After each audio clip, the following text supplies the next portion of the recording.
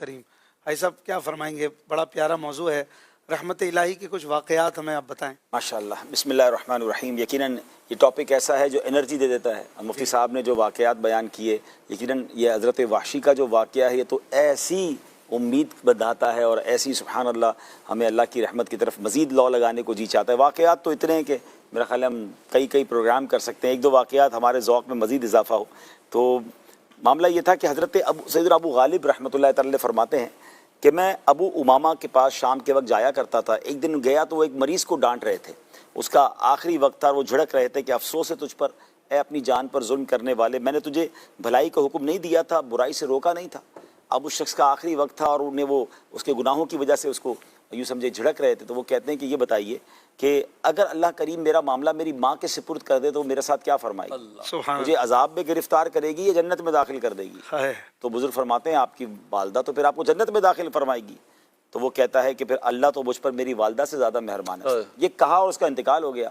اور کچھ عرصے کے بعد حضرت فرماتے ہیں کہ میں جب اس کے قبر کو دفن کیا, قبر میں اسے دفن کیا اور قبر کو جب برابر کیا تو تھوڑی دیر بعد وہ خود ہی چیخ پڑے کہ انہوں نے دیکھا کیا ہوا, تو کہا قبر وسیع کر دی گئی ہے اور نور سے بھر دی گئی ہے. تو اللہ پر جب بھروسہ ایسا ہو اور اللہ کی رحمت واقعی ایسی ہے کہ وہ, جیسے میں تھوڑی دیر پہلے سن رہا تھا آپ جو بات کر رہے تھے کہ وہ تو بہانے تلاش کرتی ہے کہ اس طرح میرا بندہ بخشا جائے. حضرت موسیٰ علیہ السلام کا ایک بڑا پیارا واقعہ, کیونکہ آپ کلیم اللہ تھے, اللہ سے گفتگو کرتے تھے. تو ایک بار حضرت موسیٰ علیہ السلام نے اللہ پاک کی بارگاہ میں عرض کی, مناجات کر رہے تھے, یا رب عز و جل.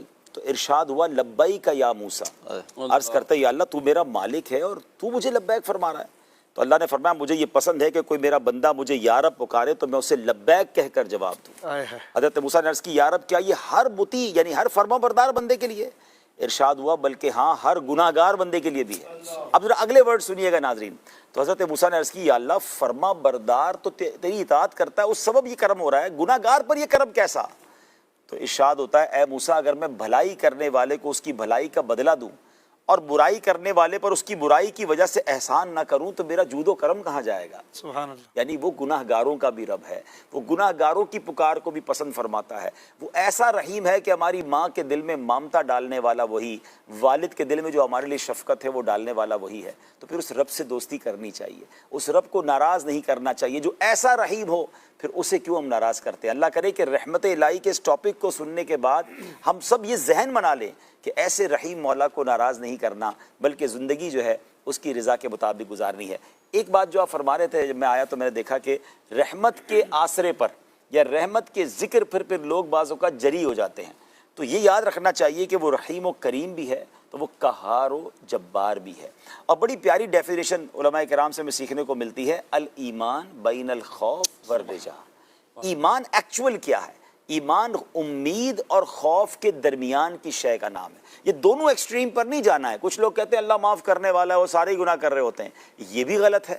اور کچھ لوگ اتنے مایوس ہو جاتے ہیں اور کہتے ہیں کہ جناب میں تو اتنا گناہ گار, میری بخشش ہی نہیں ہوگی. یہ بھی ایک غلط ایکسٹریم ہے. ہم نے دونوں کے درمیان رہنا ہے. گناہ ہو جائیں تو اس کی رحمت پر امید رکھنی ہے. اور بڑی پیاری علماء نے ایک تطبیق بھی بتائی ہے کہ زندگی کے جو جوانی کے ایام ہیں نا, اس میں اللہ کا خوف غالب رکھے اور جب بڑھاپا آ جائے تو اللہ کی رحمت اپنے دل پر غالب رکھے, تاکہ جو ہے انسان جو ہے وہ بیلنس بھی رہے اور مایوسی کی طرف بھی نہ, کیونکہ موت قریب ہے تو بندہ اتنا نہ گھبرا جائے, تو اللہ کی رحمت بھی اس کے دل میں رہے, اس کا خوف بھی رہے. تو انشاءاللہ جب اس کیفیت میں رہے گا نا تو ہر گناہ کے بعد توبہ کرنے کا فوراً ذہن بن جائے. اچھا صاحب, کئی لوگ ہو سکتا ہے ہمارے سننے والے بھی بعض ایسی کسی کام میں پھنسے ہوئے ہیں, نہیں نکل پا رہے اور وہ بڑا گناہ ہے, ان کو پتہ بھی ہے, وہ ایک طرف یہ کام ہے, دوسری طرف کچھ نیکی کے کام بھی کرتے ہیں اور دل میں یہ ہوتا ہے کہ یار شاید یہی کام ہماری بخشش کا ذریعہ بن جائے. تو کیا کہیں گے ان کو؟ وہ نیکی کا کام کرتے رہنا چاہیے؟ دیکھیے نیکی کا کام تو بالکل نہیں چھوڑنا چاہیے, اور گناہ کو چھوڑنے کے لیے ایک بار زبردست قسم کی ایفرٹ کر کے اس کو چھوڑ دینا چاہیے. دیکھیے گناہ انسان کرتا کیوں, اس کے پیچھے کوئی نہ کوئی ریزن ہوتا ہے. یا تو اس میں لذت مل رہی ہے یا اس کو کوئی دنیاوی بینیفٹ مل رہا ہے. دیکھیے یا تو پیسوں کے لیے کر رہا ہوگا, یعنی اگر حرام کما رہا ہے, یا پھر اس کو کوئی لذت مل رہی ہے جس میں بدکاری ہے, شراب ہے, یا کوئی بھی حرام کام ہے, آنکھوں کا گناہ ہے, کانوں کا گناہ ہے.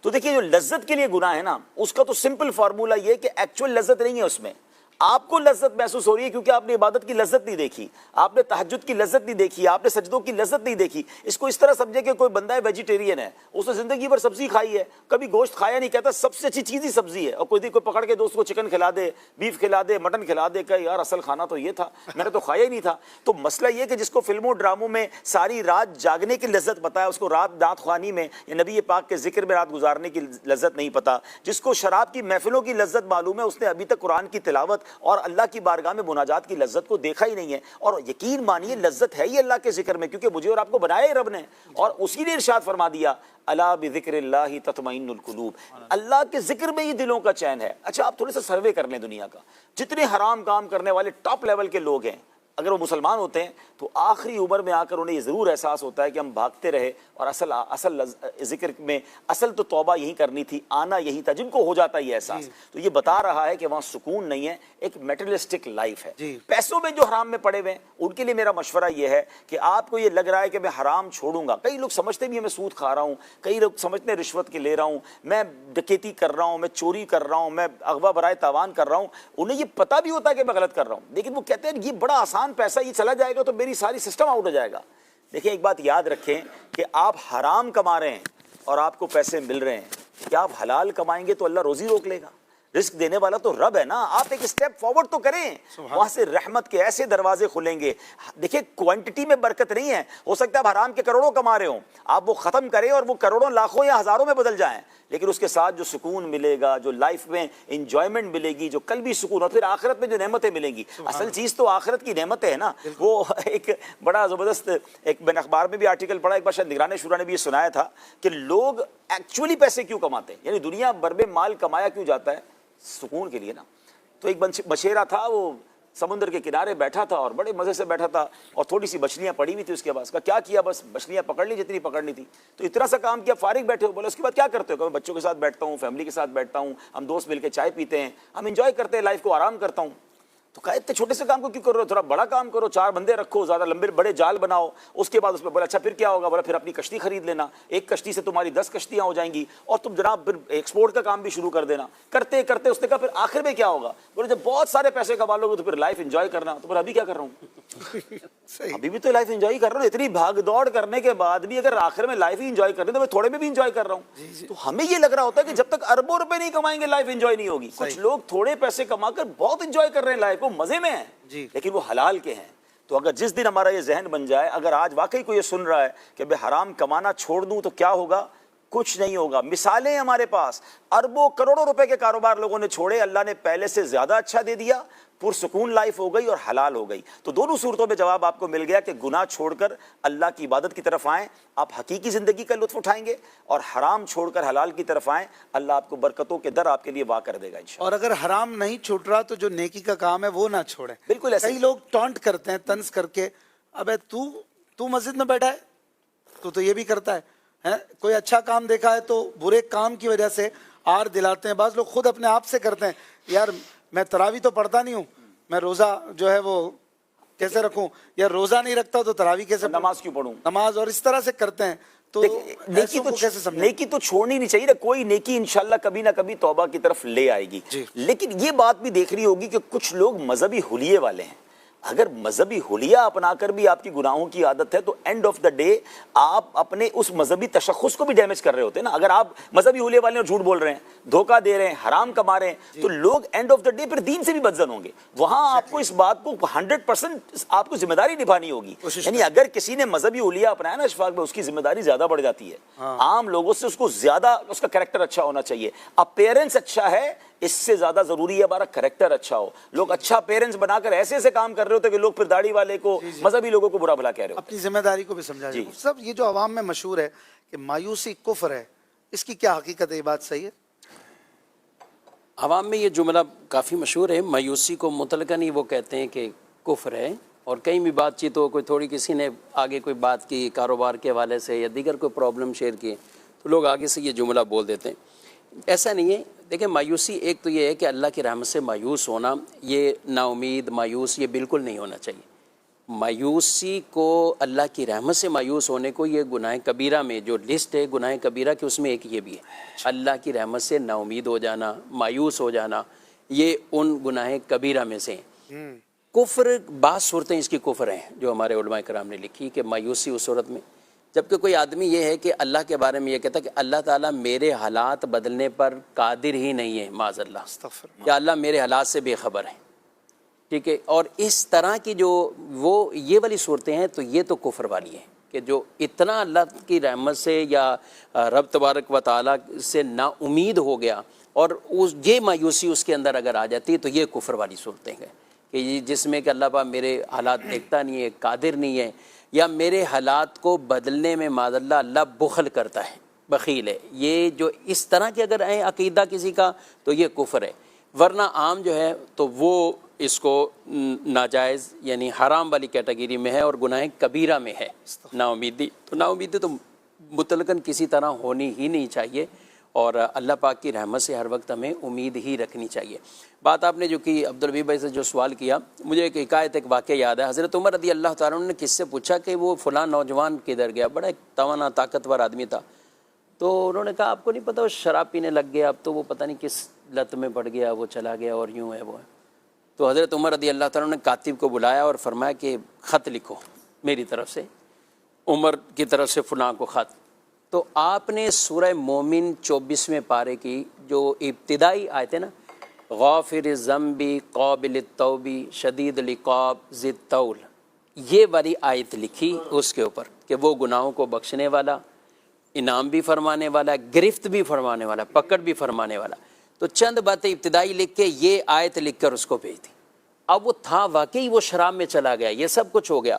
جب اس نے تو انہوں نے کہا، خط پڑھا تو امیر المومنین نے مجھے اللہ کی رحمت کی طرف توجہ دلائی، غافر الذنب سے رب تعالیٰ کی یہ صفت بیان کی اللہ گناہ معاف فرما دے گا، اور قابل التوب وہ توبوں کو بھی قبول کرے گا، شدید العقاب اللہ کے عذاب سے بھی مجھے ڈرایا گیا ہے، اور اللہ کے انعام کو بھی یاد کرایا گا۔ اور یہ اتنی صفات خوبصورت ہے سورہ مومن کی جو ابتدائی آیات میں، تو یہاں تک اس شخص نے ریٹن باقاعدہ ان کو پیغام بھیجا کہ میں نے توبہ کر لی اور اس سب چیزوں سے میں حالت صحیح ہو گئے۔ امیر المومنین رضی اللہ تعالیٰ عنہ حضرت عمر نے لوگوں سے کہا، اس دن میں نے جب آپ سے پوچھا تھا تو آپ لوگوں کا مجھے جواب یہ تھا وہ تو نشئی ہو گیا، چلا گیا، بس اب کس میں بڑا ہے۔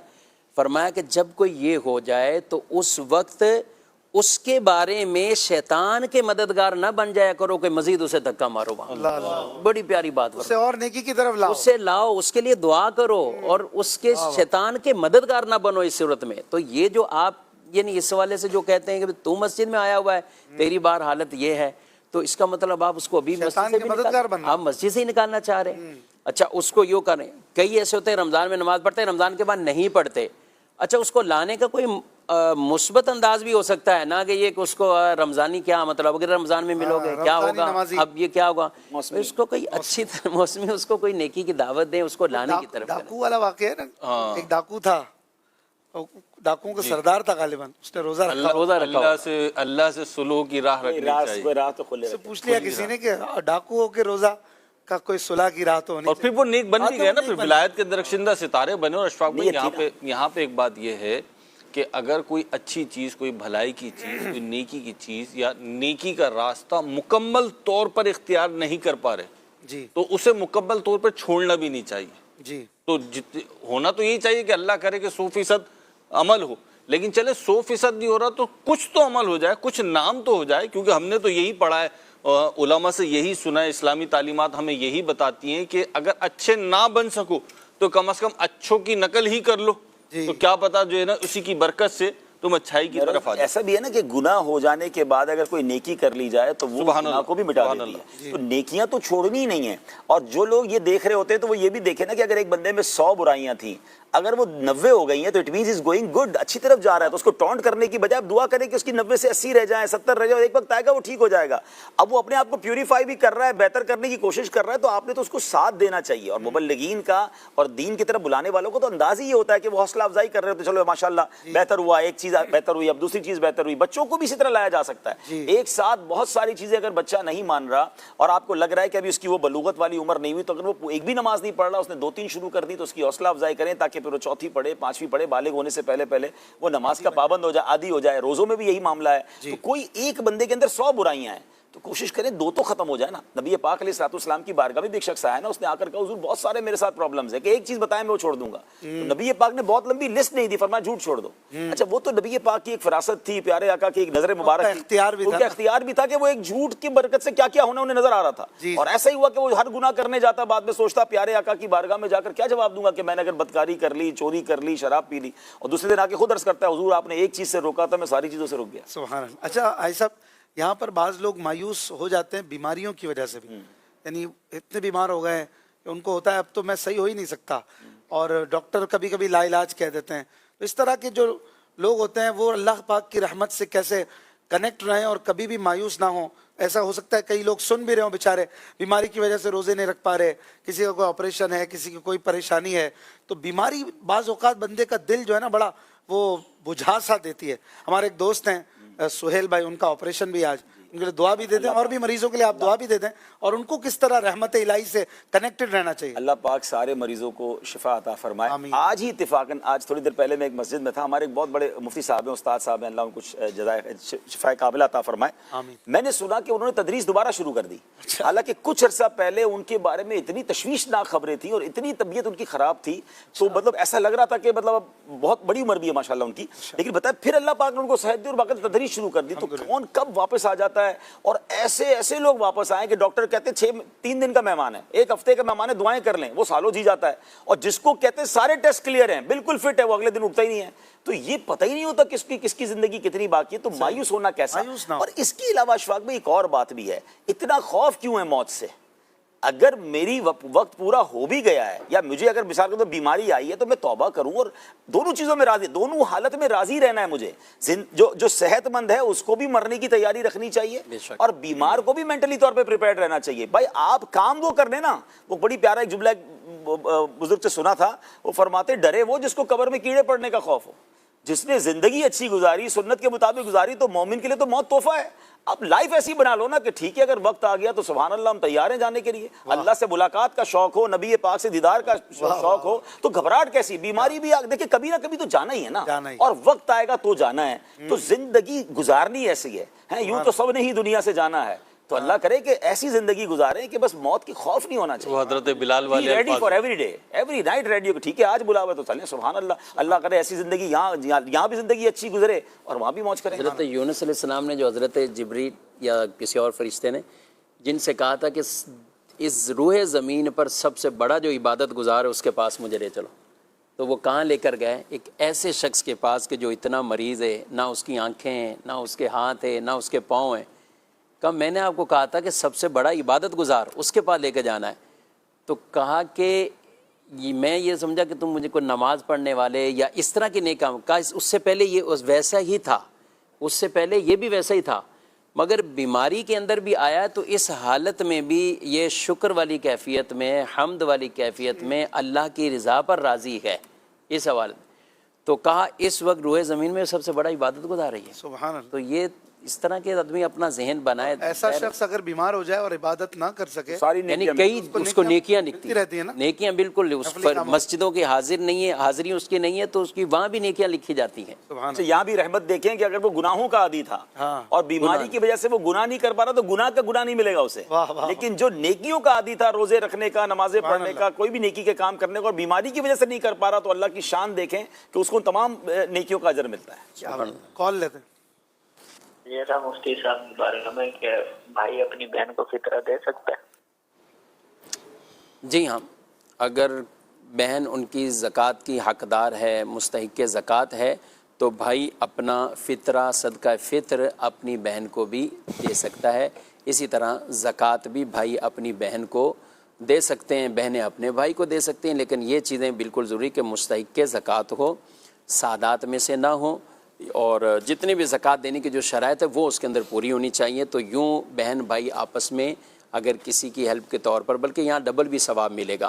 ماں باپ کو نہیں دے سکتا کوئی بھی اولاد اپنے ماں باپ کو, ماں باپ اپنے بچوں کو نہیں دے سکتے. اسی طرح نہ پوتوں کو, نہ پوتیوں کو, نہ نواسوں کو, نہ نواسیوں کو. یہ اور ہمارے اوپر کے جو آباء و اجداد ہیں, ماں باپ ہیں, دادا دادی, نانا نانی, ان رشتہ داروں کو نہیں دے سکتے. شوہر بیوی کو نہیں, بیوی شوہر کو نہیں. بلکہ اس کے علاوہ جو رشتہ دار ہیں, چچا ہیں, پھپھا ہیں, پھپھی ہے، خالائیں ہیں، ماموں ہیں، بھانجا ہے، بھانجیاں، بھتیجے، بھتیجیاں، یہ جو رشتہ دار ہیں ان کو زکوٰۃ فطرہ دیا جا سکتا ہے، جبکہ جس کو دے رہے ہوں وہ اس کا حقدار ہو۔ جی کال۔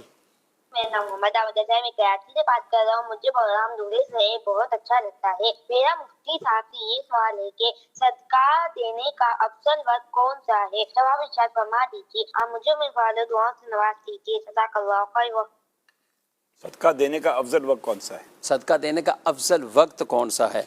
دیکھیں عام طور پر تو صدقات کے جو ہم فضائل پڑھتے ہیں اس میں صبح کا وقت بھی کہ آدمی اس وقت کچھ صدقہ نکالیں، اور دوسرا یہ ہے کہ جب ایسی ضرورت سامنے آ جائے کہ اب وہ وقت کوئی سا بھی ہو کام ایسا ہے کہ جس میں سامنے کسی کی حاجت آ گئی، ضرورت آ گئی، یا مسلمانوں کا کوئی ایسا نفع عام والا کام ہے، تو اس وقت صدقات دینے چاہیے اور اس کام میں اپنی ضرور کچھ نہ کچھ حصہ ملانا چاہیے۔ جی ایک اور کال دے دیں۔ تو میں مفتی صاحب سے یہ بات کرنی ہے کہ اپنا جو زندگی میں پیچھے جو نمازیں ہماری رہ گئی ہیں اس کا ازالہ ہم کیسے کریں گے؟ ان کی توبہ بھی کریں گے، ان کو قضا بھی کریں، بالکل زندگی کی جو پیچھے رہ گئی نمازیں ان کا حساب کتاب کریں، اپنے ذہن سے سوچیں کہ کتنی ہماری زندگی کی نمازیں نہیں۔ بعض اوقات کوئی نمازی ہوتا ہے 5-7 سال سے لگاتار نمازیں پڑھ رہا ہوتا ہے، لیکن اس کو پتہ ہے اس کی 5-7 سال سے پہلے کی زندگی کیسی گزری۔ کچھ ایسے ہوتے ہیں جو 1-2 نمازوں کے پابند ہوتے ہیں، بقیہ نمازیں نہیں، یعنی وہ فجر پڑھتے ہیں یا عصر، اسی طرح کوئی عشاء والے کہ وہ 2 نمازیں ان کو پتہ ہے کہ زندگی میں پڑھتا ہوا آ رہا ہوں، بقیہ 3 نمازیں میری اکثر ہی چھوٹ جاتی ہیں یا میں نہیں پڑھی، تو یہ ایک غالب گمان کریں اور اس کے بعد آپ ان کو قضا کرتے رہیں۔ ان میں فرض قضا ہوتے ہیں اور عشاء کے اندر وطر قضا ہوتے ہیں، سنت یا دیگر چیزوں کی قضا نہیں ہے۔ تو یہ ظن غالب کر کے، غالب گمان کر کے، جہاں پر آپ کا گمان جمے کہ میرے ذمے اتنی نمازیں ہیں۔ اب تو دعوت اسلامی کی جو پریئر ٹائم یہ اوقات الصلاۃ ایپ ہے، آپ اس کے اندر بھی اگر اس کا اندراج کر دیں گے کہ میرے ذمے ظہر کی اتنی نمازیں ہیں، فجر کی اتنی نمازیں ہیں، پھر جیسے جیسے آپ قضا کرتے جائیں وہاں کلک کرتے جائیں، تو یوں آپ کی ایک مرتبہ محنت کرنی ہوگی اور وہ شمار کرنے میں بھی آسانی ہوگی۔ باقی توبہ بھی کریں جو رہ گئی ہیں اور ساتھ ساتھ ان کی قضا بھی کریں۔ جی مزید اگر بہن ہو وہ طلاق یافتہ اور اس کی 2 بیٹیاں ہوں، کیا اس کو صدقہ خیرات یا فطرہ دینا جائز ہے ناجائز ہے؟ جبکہ اس کی 12,500 یا 12,500 روپیہ منتھلی آمدن بھی ہے۔ جی ہاں دے سکتے ہیں، مسئلہ وہی ہے جو میں نے تھوڑی دیر پہلے عرض کیا ہے، اگر واقعی وہ حقدار ہیں۔ 12,000 آمدنی کا اس سے کوئی تعلق نہیں ہے، اصل صاحب نصاب کے طور پہ دیکھا جائے۔ اب 12,000 ہو یا کسی کی آمدنی 1,00,000 روپے ہو، لیکن اگر آ رہی آمدنی جمع نہیں ہو رہی، خرچ ہو رہی، وہ صاحب نصاب کے زمرے میں نہیں آتے ہیں، تو ٹھیک ہے، اس صورت میں آپ انہیں زکوٰۃ وغیرہ دے سکتے ہیں۔ یہاں بہن کو بھی دے سکتے ہیں، بھانجیاں اگر اس کنڈیشن میں تو آپ ان کو بھی زکوٰۃ دے سکتے ہیں۔ کراچی میں ٹائم اختتام کی طرف ہے، 2 منٹ رہتے ہیں، آپ سحری وغیرہ موقوف فرما دیں اور آئیے امیر